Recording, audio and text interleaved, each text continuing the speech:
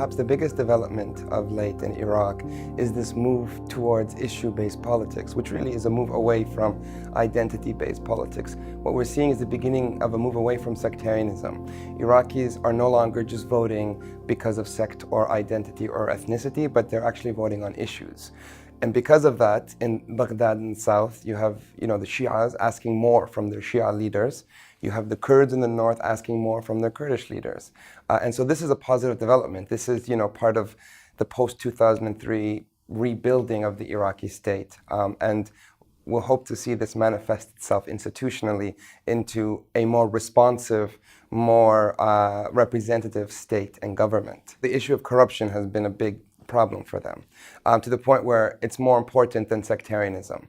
And what that means is that when donors, when there's funding, when there's investment that's going into the government, Iraqis expect basics: electricity, services, very simple sort of basic needs that a government is to provide. They're no longer blinded by the sectarian civil war or that rhetoric, but they're saying, okay, let's move forward, let's rebuild our state, let's get those very basic state services going. So young people, they're looking to get more involved in the system.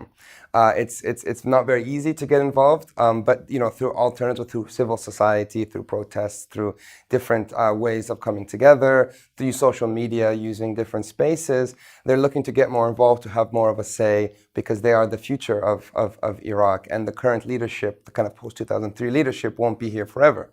So we need to start focusing on where the emerging leaders are and how we can mobilize their activities. This is a big project at Chatham House that we're running, which is actor mapping. There's a huge problem of who to speak to. Nobody knows who to speak to. So what we're doing at Chatham House is going to Baghdad, going to Basra, going to Najaf, and just be talking to community leaders, talking to activists, seeing which kind of the youth are actually involved, what their message is, what their mandate is, and what they really envision for the future of their country. IBBC has a really great convening power. That is to bring different people together, all focusing on Iraq from different perspectives together in an effort to be part of the rebuilding of Iraq. So I think that's quite important. The conversations we had today and in this, this beautiful lodge, were very constructive, and it was good also for people who work in politics to discuss things with people who work in industry, to discuss things with people who work in sort of think tanks and academia. So IBBC is really an important convening power for the benefit of Iraq and for kind of improving the investment environment in Iraq and ultimately the economy of Iraq, to bring everyone who's working in Iraq together. So I think there's definitely a positive role there for IBBC.